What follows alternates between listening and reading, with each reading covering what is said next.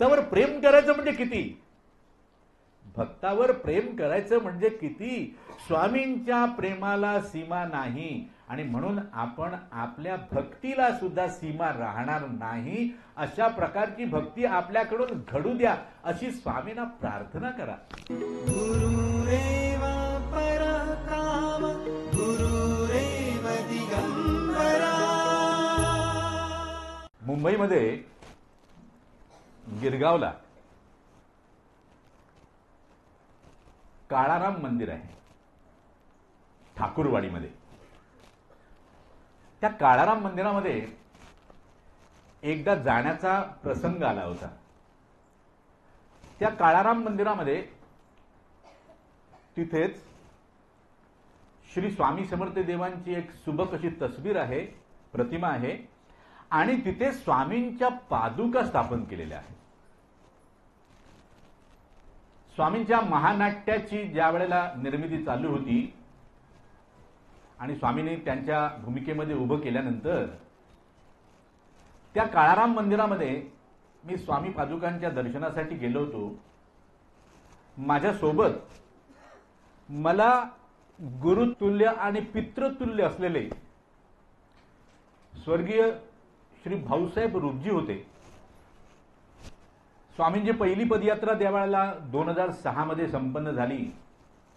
त्या पदयात्रेमध्ये आम्हाला मार्गदर्शन करण्याचं काम स्वर्गीय भाऊसाहेब रुपजी यांनी केलं होतं आणि भाऊसाहेब रुपजीच मला तिथे घेऊन गेले आणि तिथे एक 90 वर्षांचे गृहस्थ भेटले. भाऊसाहेबांनी माझी त्यांना ओळख करून दिली. भाऊसाहेब म्हणाले, हे पहा, हे यांना स्वामींनी त्यांच्या भूमिकेमध्ये उभं केलंय. 90 वर्षांचे ग्रस्त होते. त्यांनी चटकन मला चरणस्पर्श केला तर मला लाज वाटली. मी त्यांना, अरे मला कुठे नमस्कार करता. बघा, मला कुठे नमस्कार करता. त्यांनी माझ्याकडे रागाने पाहिलं. मला काहीच कळलं नाही. मला म्हणाले, मी तुम्हाला नमस्कार केलेला नाही, गैरसमज करून घेऊ नका. अरे, चरणस्पर्श मलाच केले तुम्ही. मनात म्हणतो मी काय बोललो नाही त्यांना. मी स्वामींना नमस्कार केला कारण स्वामींनी तुम्हाला त्यांच्या भूमिकेमध्ये उभं केलं. कारण हा आपल्या सद्भाग्याचा भाग आहे. हे आपलं सद्भाग्य आहे की त्यांनी तुम्हाला त्यांच्या भूमिकेमध्ये उभं केलं आणि मी स्वामींना नमस्कार केलेला आहे. तुम्ही कृपया गैरसमज करून घेऊ नका की मी तुम्हाला नमस्कार केलाय. माझं वय 90 आहे. तुमचं वय किती असेल मला माहित नाही, पण माझ्या अर्ध्यापेक्षा कमी असाल तुम्ही. मी म्हटलं हो, हात जोडले त्यांना. तर त्या काळाराम मंदिर जे आहे त्यामध्ये ठाकूरदास बुवा जे होते तेही दत्तभक्त होते. त्यांनी त्या काळाराम मंदिरामध्ये स्वामींच्या पादुका स्थापन केलेल्या आहेत. तर ते ठाकूरदास बुवा लहानपणापासून दत्त उपासक, नरसोबाच्या वाडीला जाणं, गाणगापूरला जाणं हे त्यांचं चालू होतं. उत्तम कीर्तनकार होते, उत्तम कीर्तनकार. त्यांना वेगवेगळ्या ठिकाणी कीर्तन करण्यासाठी बोलवलं जायचं आणि ते दत्त भक्तीमध्ये दंग आहेत. आणि त्यांच्या दुर्दैवाचा भाग, प्रारब्धाचा भाग, त्यांच्या अंगावर श्वेतकुष्ठ उठलं, चेहऱ्यावर श्वेतकुष्ठ उठलं. 2 वर्ष त्यांनी उपचार केले पण ते काही कमी होईना, उलट अधिकच वाढायला लागलं. नंतर त्यांना ते श्वेतकुष्ठ उठलेलं आपला चेहरा घेऊन लोकांसमोर जायला लज्जा वाटू लागली. म्हणून त्यांनी असा विचार केला की आपण आपल्या कुटुंबासहित काशीला जावं आणि तिथेच आपलं पुढील जीवन जे आहे ते व्यतीत करावं. ते त्यांची पत्नी आणि त्यावेळेला त्यांची 7 वर्षांची कन्या त्यांच्या सोबत होती. आणि काशीला जायचं तर आपण आपलं जे आराध्य दैवत आहे, आपलं जे उपास्य दैवत आहे श्री दत्तात्रय, त्यांचं आपण गाणगापूरला जाऊन दर्शन घेऊया आणि तिथून मग आपण पुढे काशीला जाऊया असा विचार करून ते ठाकूरदास बुवा गाणगापूरला निघालेत. आणि गाणगापूरला जाऊन आपण दत्त चरणावर कस्तुरी अर्पण करूया अत्यंत भक्तिभावानं, म्हणून त्यांनी कस्तुरी ही सोबत घेतली आहे. आणि ते गाणगापूरला आले त्यांनी दत्तगुरूंचं दर्शन घेतलं. आरती झाल्या सायंकाळच्या आणि त्यांनी कीर्तन केलं. कस्तुरी ते अर्पण करायला विसरले आणि त्यांनी दत्तगुरूंकडे काशीला जाण्यासाठी आज्ञा मागितली. बघा, ठाकूरदास बुवांनी दत्तगुरूंकडे काशीला जाण्यासाठी आज्ञा मागितली. दत्तगुरूंचे ते अत्यंत प्रिय भक्त असल्याने रात्री दत्तगुरूंनी त्यांना दृष्टांत दिला. रात्री दत्तगुरूंनी त्यांना दृष्टांत दिला आणि काय म्हणाले दत्तगुरू? अरे, अक्कलकोटला जा आणि श्री स्वामी समर्थांचं दर्शन घे, तू रोगमुक्त होशील. काय म्हणाले दत्तगुरू? अक्कलकोटला जा आणि श्री स्वामी समर्थांचं दर्शन घे, तू रोगमुक्त होशील. सकाळी ते उठले, त्यांनी आपल्या स्वप्नाचं दृष्टांताचं स्मरण केलं आणि त्वरित ते अक्कलकोटच्या दिशेने निघाले. 3 दिवसांनी ते अक्कलकोटला पोहोचले. त्यावेळेला आतासारखी गाड्यांची व्यवस्था नव्हती. ते 3 दिवसांनी अक्कलकोटला येऊन पोहोचले आणि ते चौकशी करतायत की स्वामी महाराज कुठे आहेत, स्वामी महाराज कुठे आहेत. कारण श्री स्वामी समर्थ हे चैतन्य असल्याने ते कोणत्या क्षणी कुठे असेल काही सांगता येत नाही. ते कधी उकिरड्यावर बसलेले असतील, कधी एखाद्या काट्याकुट्यामध्ये बसलेले असतील, तर कधी राजमहालामध्ये सुद्धा बसलेले असतील. कारण उकिरडा आणि राजमहाल सगळंच त्यांच्यासाठी सारखं आहे, कारण ते परब्रह्म आहे. ते लक्षात घ्या. प्रकृती त्यांना प्रभावित करू शकत नाही. प्रकृतीपासून उत्पन्न झालेला कोणताच पदार्थ, कोणताच जीव त्यांना प्रभावित करू शकत नाही. स्वामी महाराजांची चौकशी केली तर त्यांना काय कळलं? तर बाहेर गावावरून एक वेश्या अक्कलकोटमध्ये आलेली आहे. स्वामी महाराज तिच्या घरी बसलेले आहेत.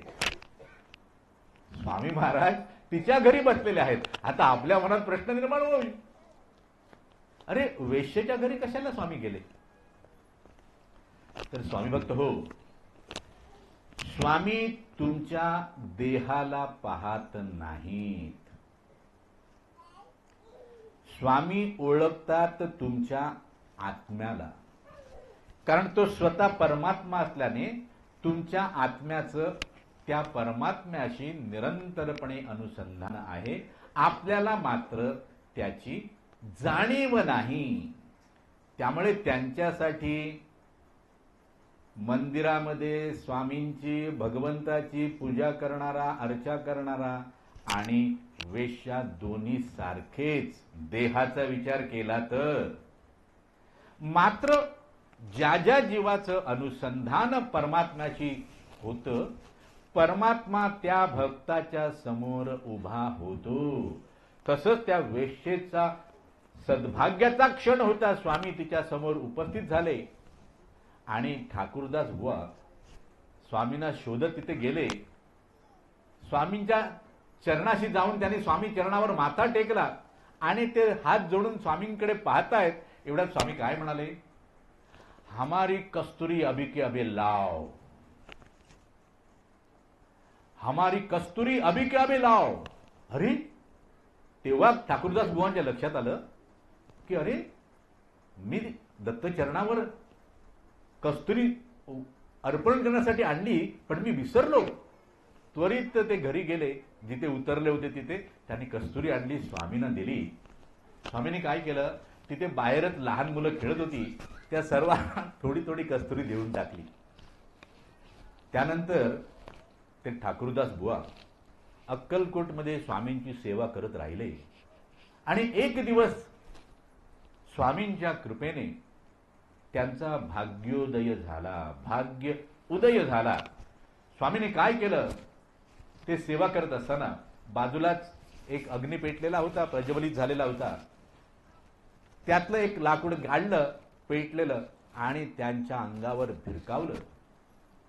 जसं स्वामींनी ते पेटतं काष्ट त्यांच्या अंगावर भिरकावलं, तिथे उपस्थित असलेल्या सेवेकऱ्यांनी एकच जयघोष केला आपलं कार्य संपन्न झालं. श्री स्वामी समर्थ महाराज की जय.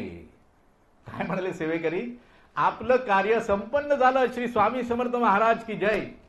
आणि त्या ठाकूरदास बुवानी ते जे काष्ट होतं, लाकूड होतं, ते दररोज ते उगाळत होते. त्यामध्ये गाणगापूरचं भस्म त्यामध्ये मिक्स करत होते आणि त्याचा लेप आपल्या कुष्ठावर लावत होते. 8 दिवसामध्येच त्यांचा कुष्ठरोग बरा झाला. श्री स्वामी समर्थ. 8 दिवसामध्ये. आपण विचार करा, जे डॉक्टरांना शक्य झालं नाही ते स्वामी कृपेने शक्य झालं. म्हणजे स्वामी कृपा ज्याच्यावर होते त्याच्यासाठी अशक्य काहीच राहत नाही. आणि म्हणून आपण स्वामी भक्त काय म्हणत असतो? अशक्य ही शक्य करतात स्वामी. होय, करतील ना रे, करतातच रे बाबा. ते तुझ्या मनात संशय असण्याचं काही कारणच नाही, ते करतात. आणि त्यानंतर काय झालं? त्या ठाकूरदास बुवांच्या सौभाग्यवती ज्या होत्या राधाबाई, त्यांच्या मनामध्ये एक इच्छा होती, अरे आपल्याला कन्या आहे, एक पुत्र झाला असता तर बरं झालं असतं.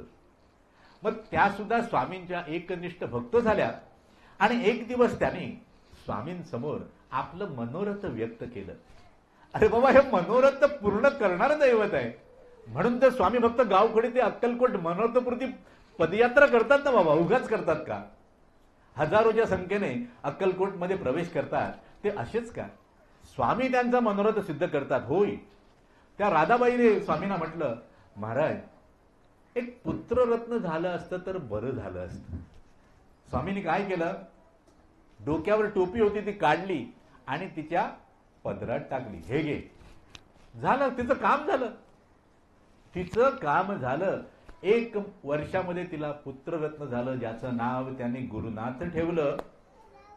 आणि स्वामींनी त्यांच्यावर कृपा केली. त्या गुरुनाथाचं मौजी बंधन अक्कलकोटमध्ये स्वामींच्याच साक्षीने झालं. स्वामींनी आपल्या डोक्यातली टोपी त्या गुरुनाथाच्या डोक्यावर घातली. लक्षात घ्या, म्हणजे भक्तावर प्रेम करायचं म्हणजे किती?